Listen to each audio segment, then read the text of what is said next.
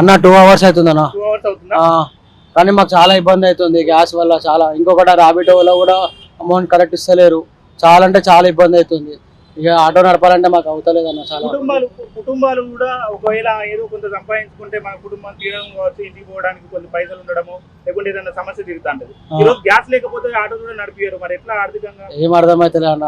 బండి ఫైనాన్స్ ఉన్నాయి, అన్ని ఫైనాన్స్ ఉన్నాయి, ఎట్లా కట్టాలో కూడా అర్థమవుతలేదు. చాలా ఇబ్బంది. రోడ్డు పాలు అయ్యేటట్టు ఉంది అందరం అంతా. చాలా ఆటోల జిందగీ అంతా ఖరాబ్ అయ్యేటట్టు ఉంది. అప్పుడు మహాలక్ష్మి వల్ల ఇబ్బంది పడ్డాం, ఇప్పుడు ఇది అనేది అన్ని ఇబ్బందులు నేను ఆటో అంటే ఇట్లా చీప్ తీసేసి అందరూ అట్లా అయిపోయారు. కంట అర్ధరాత్రి అయినా వచ్చాడు ఆటో డ్రైవర్ ఒక్కడే ఏమన్నా ఆపదుందంటే, కానీ అంబులెన్స్ కూడా వస్తారు రాదు. కానీ ఇప్పుడు ఆటో ఎట్లంటే ఒక సెక్యూరిటీ కన్నా వాల్యూ, కానీ ఆటో డ్రైవర్ కి వాల్యూ లేదు. అంతా చీప్ అయిపోయారు ఆటో వాళ్ళంటే. అది దాంట్లో కొంతమంది ఆటోలో తప్పు ఉంది, కొంతమంది ఆటో వాళ్ళ తప్పు లేదు. అట్లా ఉంది. ప్రభుత్వాలకు ఏం చెప్తారు? ప్రభుత్వానికి ఏం చెప్తామన్నా, మాకు సహకరించని చెప్తాం. మాకు ఆ 12,000 బీమా ఇస్తానని అది కూడా ఇస్తలేడు. ఏమి ఇస్తలేడు ప్రభుత్వం కూడా. కొద్దిగా మీరే అందరు కలిసి ఏమన్నా చేసి చూస్తే మాకేమన్నా ఉంటుంది, లేదంటే ఏం లేదు. ఇక చాలా మంది చనిపోతున్నారు అన్న. ఆటోలు ఫైనాన్స్ అవన్నీ కట్టలేక నెలకు ఒక్కొక్క బండి ఫైనాన్స్ 12,000 13,000 కట్టాలా. 7,000 అవుతున్నాయన్న. అది కట్టాలా, ఇంట్లో చూసుకోవాలా, అవన్నీ ఇబ్బంది చాలా అవుతున్నాయి. చాలా ఇబ్బంది అవుతుంది. అసలు వర్కౌట్ అవుతలేదు. నేనే మొన్న కూడా ఆటో అమ్మేదామంటే ఆటో అమ్మితే కూడా రేట్ వస్తలేదు అప్పటిలాగా. తీసుకునేటప్పుడు ఏమో 5 lakhs ఉంది, మళ్ళీ అమ్మితేమో 2 lakhs 3 lakhs కూడా వస్తలేదు మాకు.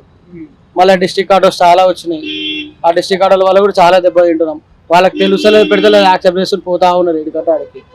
ఇప్పుడు వచ్చే ఆటోలు దాదాపు డీజిల్ కాకుండా గ్యాస్ కి ఎక్కువ ప్రియారిటీ ఉంది. CNG, LPG. గ్యాస్ అసలు చాలా కష్టం అన్న. అసలు వర్కౌట్ కాదు. చాలా ఇబ్బంది అవుతుంది గ్యాస్ లేకపోతే. అసలు ఏం లేదు అన్న. ఇంకా తగ్గిస్తారు కానీ మాకైతే ₹1 ఆమ్దాని లేదు ఆ ఓలా ఊబర్ వల్ల. అయితే దానివల్ల చాలా నష్టాలే ఉన్నాయి మాకు.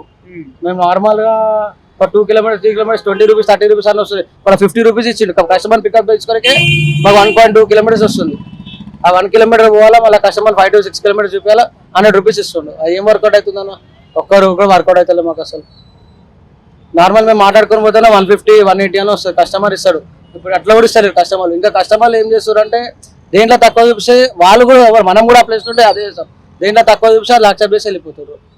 ఈ పోయేటోళ్ళు కూడా ఎట్లా పోతారో మాకు అది అర్థమవుతలేదు అన్న. చాలా లాస్ట్ ఉన్నాము.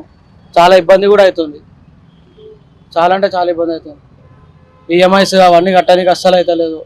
ఇంట్లో టార్చర్ చాలా ఉందన్న.